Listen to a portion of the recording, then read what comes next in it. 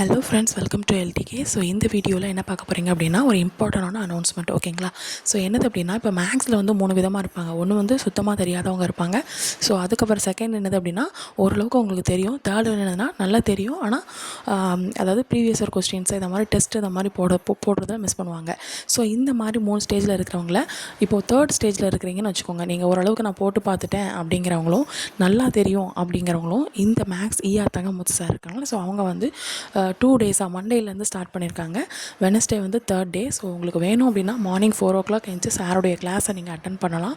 இல்லைங்க நான் வந்து பேசிக்லேருந்து போகணும், அதாவது ஃபஸ்ட்டு என்ன சொல்கிறது, சுத்தமாக மேக்ஸ் எங்களுக்கு தெரியாது அப்படின்னா நீங்கள் உமா டிஎன்பிசி மேக்ஸ் அப்படிங்க ஃபாலோ பண்ணலாம்.